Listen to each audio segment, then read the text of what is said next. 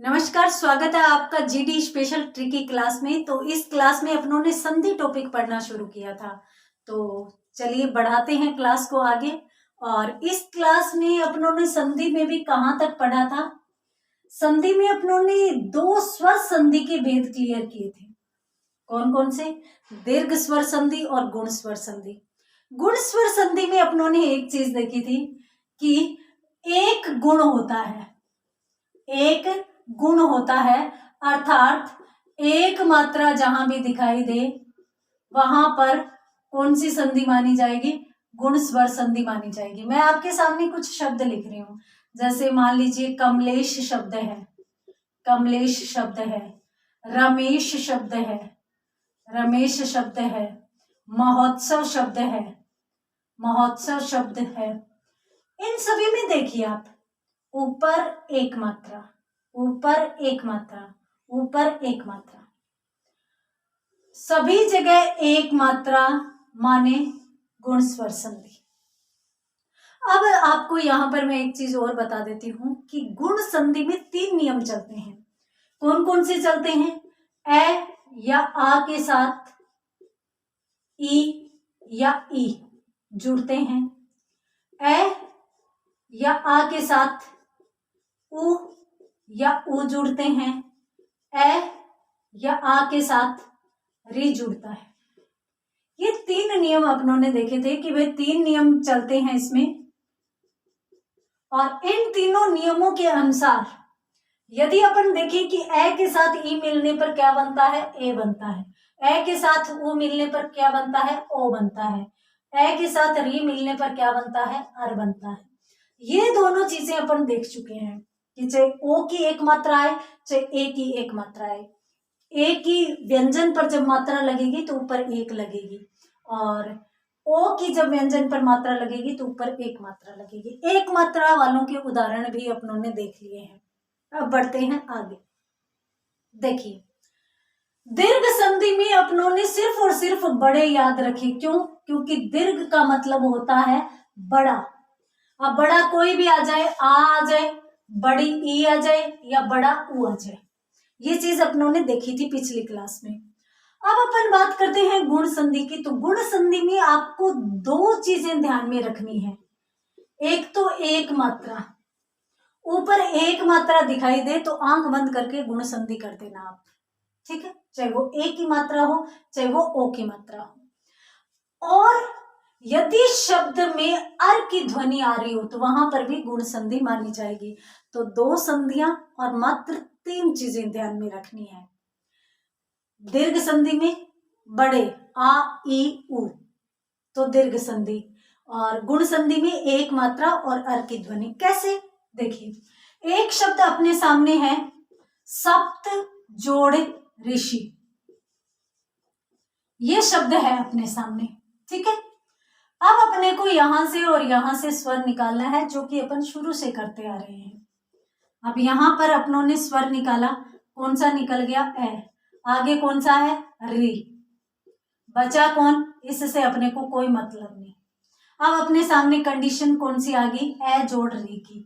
तो ए के साथ री मिलेगा तो क्या बनेगा? अर बनेगा। अब इन दोनों को मिलाकर अपनों ने क्या बना दिया? अर बना दिया। तो ये तो इसके साथ जुड़ जाएगा, ये इसके ऊपर चला जाएगा। तो स प त जोड़ ए पूरा तय हो जाएगा और शी के ऊपर रह चला जाएगा, सप्तरसी। अब इस प्रकार के शब्द आपको देखने को मिले, सप्तरसी, महर्षि, वर्षर्तु, इस प्रकार के कोई भी शब्द आपको देखने को मिले वहां पर आपको गुण स्वर संधि ही करनी है। तो दो संधि, तीन नियम। दीर्घ स्वर संधि बड़े आ की ध्वनि हो चाहे बड़े ई की हो चाहे ऊ की हो, और गुण स्वर संधि की एक मात्रा ऊपर की और अर। क्लियर? बढ़ते हैं आगे। यदि आप इसका स्क्रीनशॉट लेना चाहते हैं तो स्क्रीनशॉट भी ले सकते हैं। चलिए बढ़ते हैं आगे। अपनों ने देखा था कि भाई स्वर कितने होते हैं? 11 स्वर होते हैं, और 11 स्वरों को अपनों ने 3 भागों में बांट लिया था। किस प्रकार से? चलिए देख लेते हैं। देखिए, स्वर 11 जिसमें ए या आ, ये तो आप, उसके बाद ई, उ, री, ये पहला परिवार हो गया आपके पड़ोस का। उसके बाद ए, आई, ओ, औ, ये दूसरा परिवार हो गया। ठीक है, अब यहां पर आप हो। सबसे पहले आप अपने आप से मिले, आपने मीटिंग की कि अपन उत्सव में क्या करेंगे। मान लीजिए कि आपके घर में कोई उत्सव है और उस उत्सव की तैयारियां आप कर रहे हैं, तो आपने अपने लोगों के साथ यानी घर के सभी लोगों के साथ मीटिंग की कि अपने को करना किस तरीके से है और क्या करना है। मतलब आप लोग अपने आप से मिले, आप खुद से मिला। ठीक है, और इसी के साथ समान स्वर सभी अपने आप से मिल लिए थे और दीर्घ संधि अपनों ने पढ़ ली थी। उसके बाद अपनों ने क्या किया, आपके घर पे उत्सव शुरू हो गया और उसके बाद मेहमान आने शुरू हुए। मेहमानों में पहले ये परिवार आया और आप इस परिवार के साथ मिले। जैसे ही आप मिले, इनके साथ मिले तो ए बना, इनके साथ मिले तो ओ बना और इनके साथ मिले तो अर बना। और कौन सी संधि हो गई, अपनी गुण स्वर संधि। ठीक है, अब अपन मिलते हैं इस परिवार से। अब दूसरा परिवार, तो अब आप किस से मिलोगे, दूसरे परिवार से मिलोगे। आप और दूसरे परिवार से। ठीक है, इस परिवार से अब आप मिल रहे हैं। आप खुद से मिले, फिर इस परिवार से मिले, खुद से मिले तो दीर्घ संधि, इस परिवार से मिले तो गुण संधि। अब इस परिवार की देखते हैं। देखिए, घर में जब बड़े बैठे हों तो छोटों को बोलने का अधिकार नहीं होता, निर्णय लेने का अधिकार भी बड़ों के पास होता है। तो यहां पर भी उसी प्रकार से अपन देखेंगे तो इन दोनों में बड़ा कौन है, आई, इन दोनों में बड़ा कौन है, औ। तो जाहिर सी बात है कि बड़े ही बनेंगे। ठीक है, तो यहां पर ये नियम बन जाता है कि ए या आ के साथ यदि ए या आई मिलेंगे तो आई ही बनेगा, ए या आ के साथ यदि ओ या औ मिलेंगे तो औ ही बनेगा। अब एक चीज और देखिए, ये बना तो अपनों ने एक मात्रा मानी और गुण संधि, ये बना तो भी अपनों ने एक मात्रा मानी और गुण संधि। ठीक है, जैसे ही अपन इससे इसके पास आए तो मात्राओं में वृद्धि होगी, यानी इसकी दो मात्राएं होगी। ऊपर यदि अपन व्यंजन पर आई की मात्रा लगाएंगे तो इस प्रकार से लगेगी, दो मात्रा लगेगी। उसी प्रकार से अपन यहां से इसके पास आए तो वो भी दो मात्राएं होगी, यानी मात्राओं में वृद्धि होगी। जैसे ही यहां से यहां आए, यहां से आए, यहां आए तो मात्राओं में वृद्धि हुई, और जैसे ही वृद्धि हुई तो यहां पर संधि कौन सी बन गई, वृद्धि स्वर संधि। अब यहां पर ट्रिक की बात अपन करते हैं। कहीं भी ऊपर दो मात्रा दिखाई दे, चाहे ऐ की दिखाई दे चाहे औ की दिखाई दे, आंख बंद करके वृद्धि स्वर संधि। क्यों, क्योंकि मात्राओं में वृद्धि हुई, वृद्धि स्वर संधि हो गई ना, संधि तीसरी भी याद। ये है ट्रिक, और ये ऐसी ट्रिक है जो सर्वमान्य सत्य है। कहीं भी देख लेना, जहां पर दो मात्राएं आएगी वो सदैव वृद्धि संधि का ही उदाहरण माना जाएगा। कभी भी कहीं भी किसी भी उदाहरण में देख लेना।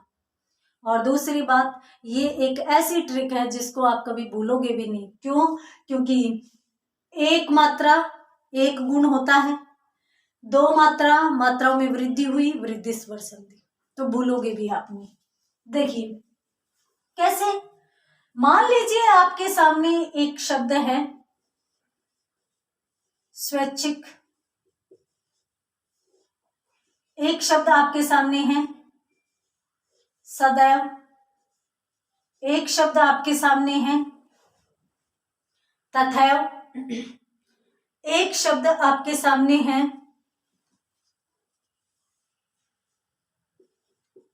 जलौक। अब देखिए, ऊपर कितनी मात्राएं, दो मात्राएं, दो मात्राएं, दो मात्राएं, दो मात्राएं, सारे के सारे उदाहरण वृद्धि संधि के। पूछने की जरूरत नहीं है, किसी को देखने की जरूरत नहीं है। अब अपन बात करें इस शब्द की, तो देखिए एक शब्द आता है स्व जोड़ ऐच्छिक।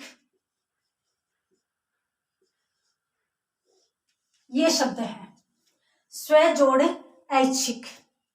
यदि अपन इस शब्द की बात करें तो देखिए यहां से और यहां से अपन स्वर निकालेंगे।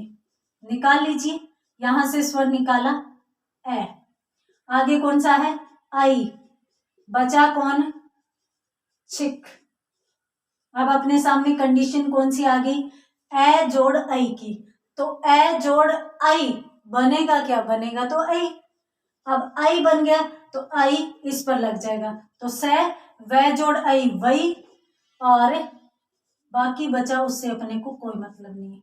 शब्द क्या बन गया, स्वैच्छिक बन गया। उसी प्रकार से एक शब्द है अपने सामने सदा जोड़ एव। अब यहां से भी स्वर निकाल लीजिए, तो द से स्वर निकाला, कौन सा निकला आ, आगे कौन सा स्वर है ए, बचा कौन व। अब अपने सामने आ जोड़ ए की कंडीशन आ गई, तो आ जोड़ ए की कंडीशन बनेगा क्या, वही आई, तो आई की मात्रा इस पर लग जाएगी, स द जोड़ आई दई और व। ये लीजिए सारे के सारे शब्दों में इसी प्रकार से आएगा।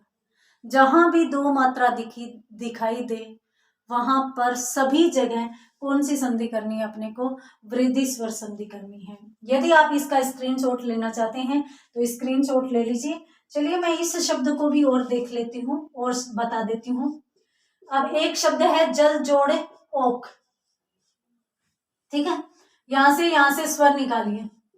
जल में से स्वर निकला ए, आगे कौन सा स्वर है ओ, बचा कौन है क।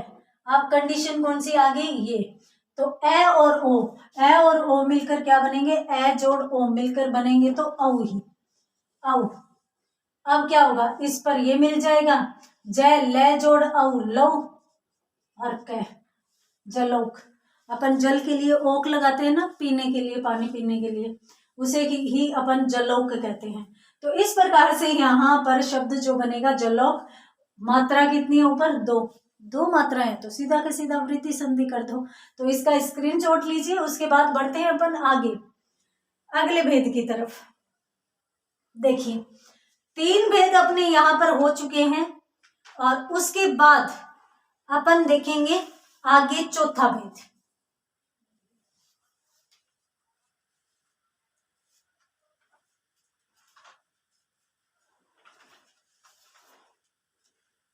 देखिए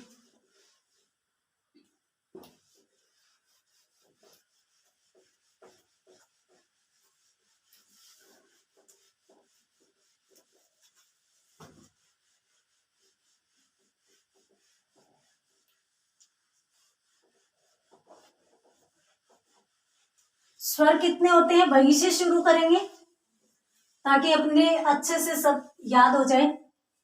हाँ, ये ए आ आप, उसके बाद ई उ री, ये पहला परिवार। उसके बाद ए आई ओ औ, ये दूसरा परिवार।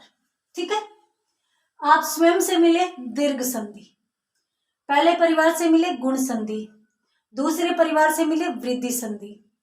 आप तीनों परिवारों से मिल चुके, आप साइड में बैठ जाइए, अब आपकी कोई जरूरत नहीं है। अब आप अपने घर पर उत्सव है तो आप काम संभालिए। अब ये लोग अपने आपस में ही मुलाकात करेंगे, आपस में ही बात करेंगे। तो सबसे पहले तो ये इसको उठाते हैं, ई उ या उ री। ठीक है, अब इस परिवार को उठा लिया। अब देखिए ये स्वयं से मिल चुका था दीर्घ संधि में क्योंकि समान स्वरों में है, बड़ा ई आया था। ये भी स्वयं से मिल चुका था, बड़ा उ आया था। ये स्वयं से मिलता नहीं है क्योंकि बड़ा री अपने हिंदी में है ही नहीं, संस्कृत में है। तो ये स्वयं से तो मिल चुके हैं। ठीक है, तो अब ये किस से मिलेंगे, अन्य सभी से मिलेंगे। आप पहले स्वयं से मिले थे, उसके बाद अन्य से मिलना शुरू किया था, तो ये भी स्वयं से मिल चुके हैं। तो अब ये अन्य स्वरों से मिलेंगे, अन्य सभी लोगों से मिलेंगे। यहां पर मैं एक चीज लिखूंगी कि अन्य असमान स्वर। ये मैं क्यों लिख रही हूं? इसलिए क्योंकि समान स्वर यदि मिलेंगे, ई के साथ ई ही यदि मिलेगा तो वो दीर्घ संधि हो जाएगी।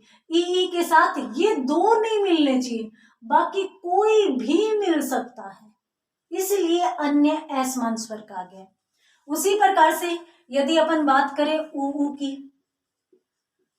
तो अन्य असमान स्वर।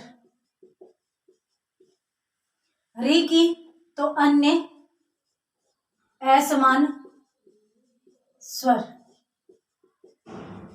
देखिए, नियम ये कहता है कि यदि ई या ई के साथ अन्य कोई भी असमान स्वर आता है तो ये में बदल जाता है, आधे ये में। ये अकेला, अभी तक अपन दोनों स्वरों को मिलाकर कर रहे थे, वो आपको ध्यान में रखना है। इधर भी यदि ऊ के साथ अन्य कोई भी असमान स्वर आ जाए इन दोनों को छोड़कर, तो ये व में बदल जाता है, और वो भी आधे में। ठीक है, आधे में। री के साथ भी अन्य कोई भी असमान स्वर आ जाता है तो ये आधे र में बदलता है। चूंकि य व र बनते हैं इसमें, तो इसलिए यहां पर यण संधि मानी जाती है, यानी यण स्वर संधि। तो यण स्वर संधि में भी 3 ही नियम हैं, और 3 नियम कौन से हैं कि ई उ री अन्य किसी से भी मिलेंगे तो य व र में बदलेंगे, और य व र जहां भी बनेगा वहां पर यण स्वर संधि मानी जाएगी। ठीक है, अब आ जाइए ट्रिक पर। देखिए, जहां भी आधा वर्ण, आधा अक्षर और इसके साथ आधा वर्ण, आधा अक्षर, अपन यूं कह सकते हैं आधा व्यंजन, ठीक है, आधा व्यंजन आ जाए और उसके ठीक बाद यह व र में से कोई भी आ जाए, वहां पर सदैव यण संधि मानी जाती है, कुछ अपवादों को छोड़कर। 2-4 शब्द है, जैसे स्वार्थ हो गया, स्वाध्याय हो गया, स्वावलंबन हो गया, स्वाभिमान हो गया। इन 3-4 शब्दों को यदि छोड़ दो तो लगभग हर जगह आधे वर्ण के साथ यदि कहीं पर यह व आ रहा है तो वहां पर हमेशा ही यण संधि होगी। कैसे? देखिए, एक शब्द है वधवागमन, एक शब्द है प्रत्याशा, एक शब्द है प्रत्याशा, और इसके अलावा यदि अपन देखें तो एक शब्द है प्रत्यर्पण, स्वल्प,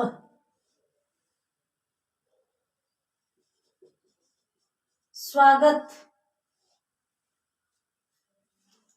ठीक है,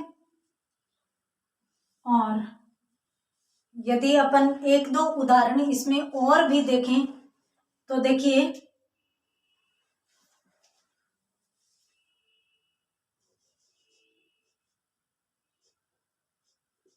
पित्राज्ञा देख लीजिए, इतना काफी है। आधा व्यंजन ठीक बाद व, आधे व्यंजन के बाद, आधे अक्षर के बाद यदि व आ जाए तो यण स्वर संधि। आधा व्यंजन य, आधे व्यंजन के बाद ये आए, यण स्वर संधि। आधा व्यंजन त और उसके बाद र, तो आधे व्यंजन के बाद र तो यण स्वर संधि। आधे व्यंजन के बाद य तो यण स्वर संधि। आधे के बाद व तो यण स्वर संधि। आधे के बाद व तो यण स्वर संधि। यानी आधे व्यंजन के ठीक बाद य व र में से कोई भी आ जाए तो वहां पर यण स्वर संधि ही मानी जाएगी। सबसे पहली संधि दीर्घ संधि। दीर्घ किसे कहते हैं? बड़ा। तो आ, बड़ा ई, बड़ा ऊ आते ही दीर्घ स्वर संधि। दूसरी, एक मात्रा और अर की ध्वनि तो गुण स्वर संधि। तीसरी, यदि अपन बात करें तो 2 मात्रा वृद्धि स्वर संधि, और चौथी, कहीं भी आधे वर्ण के साथ साथ य व र आ जाए तो वहां पर कौन सी संधि मानी जाएगी? यण स्वर संधि। आप इसका भी स्क्रीनशॉट लेना चाहते हैं तो स्क्रीनशॉट ले लीजिए। फिर छोटा सा अपना 5वां भेद बचा है वो भी अपन देख लेते हैं। ठीक है, चलिए।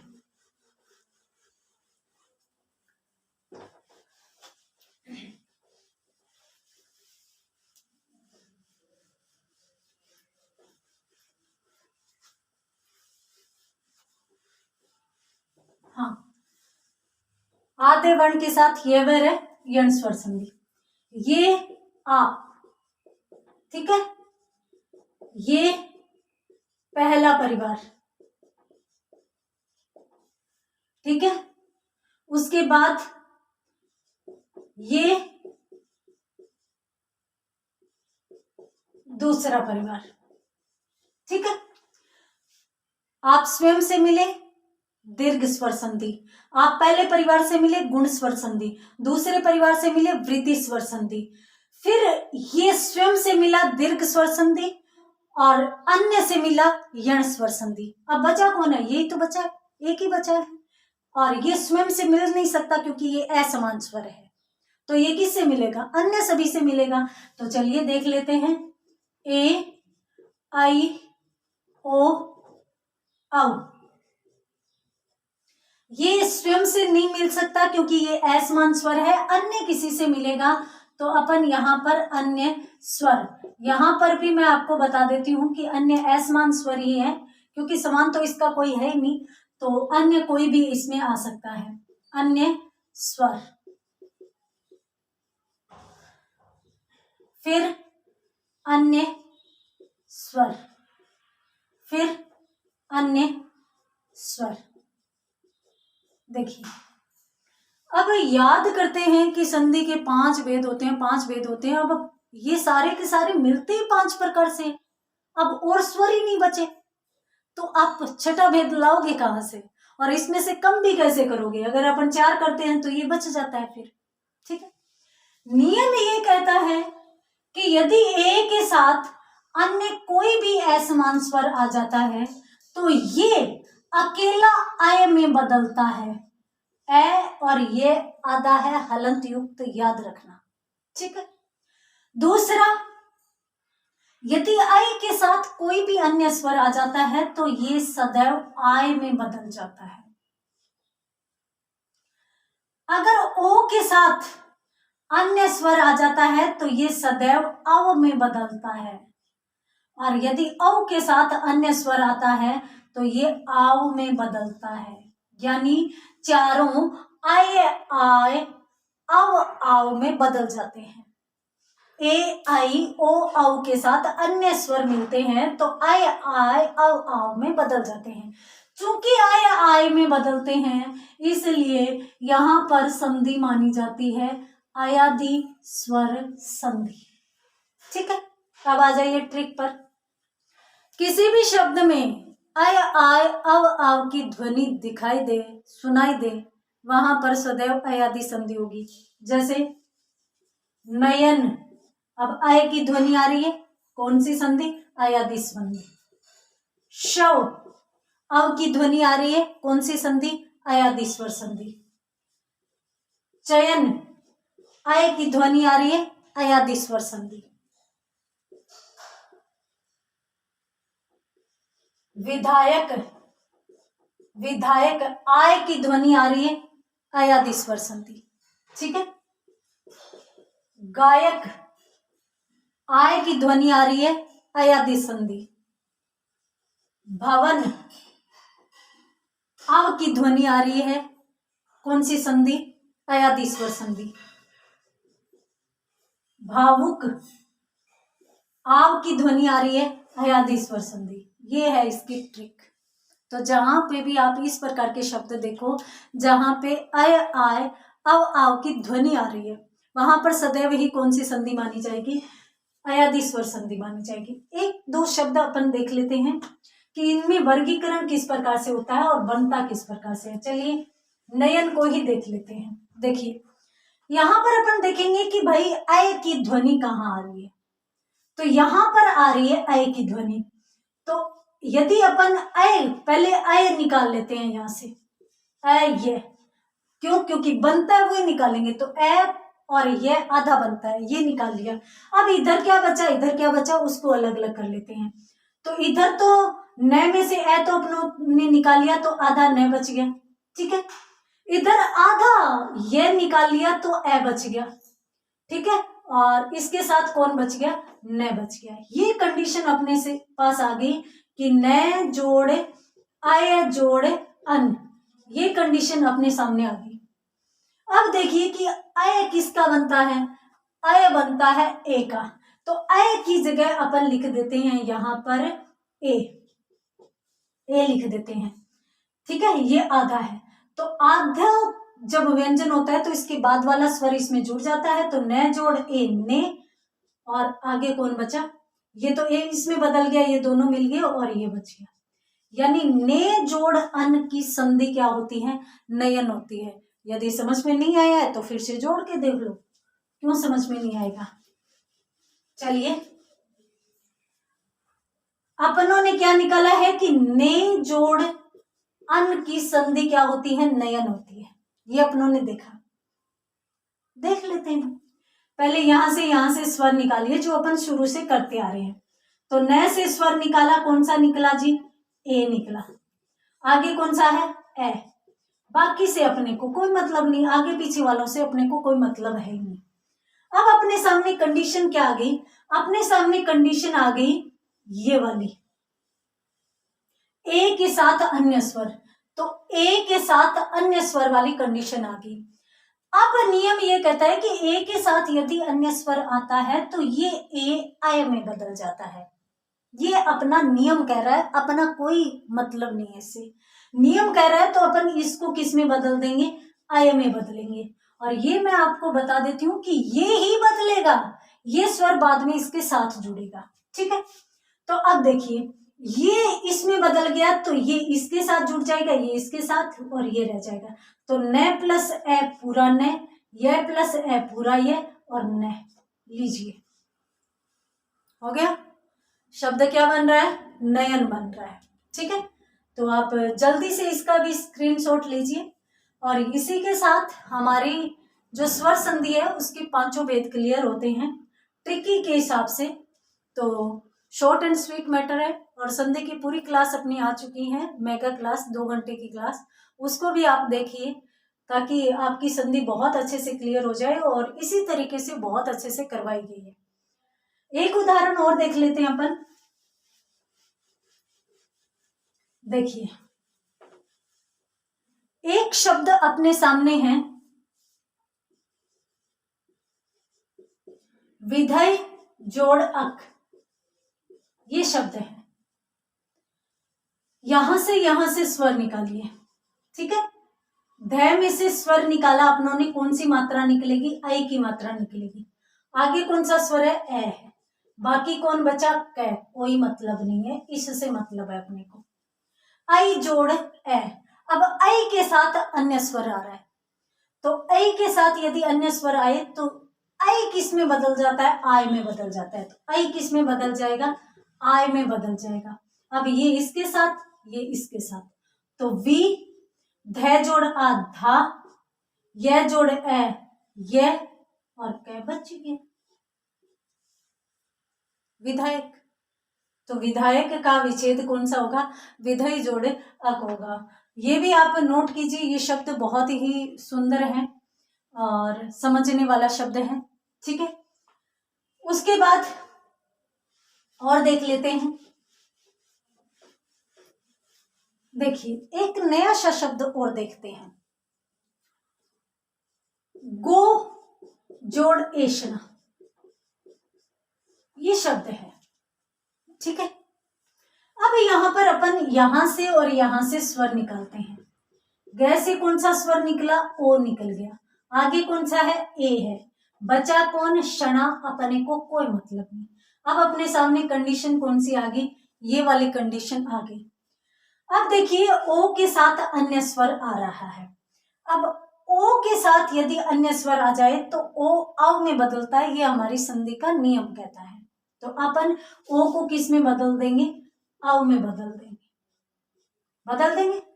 तो ये इसके साथ, ये इसके साथ, तो गै जोड़ ए पूरा गै, वै जोड़ ए वे, शै णा। ये लीजिए गवेषणा शब्द यहां पर बन जाएगा। और किस संधि के तहत बनेगा? अयादि संधि के तहत यहां पर बन जाएगा। तो ये शब्द भी अपना महत्वपूर्ण है, तो आप इस शब्द को भी देखेंगे अच्छे से और इसका स्क्रीनशॉट ले लीजिए आप। तो इस प्रकार से उम्मीद करती हूँ कि स्वर संधि पूरी की पूरी, जिसके भेद भी है और जो ट्रिक में चलती हैं, आपको समझ में आई होगी। तो मिलते हैं अगली क्लास में अगले टॉपिक के साथ, तब तक के लिए धन्यवाद।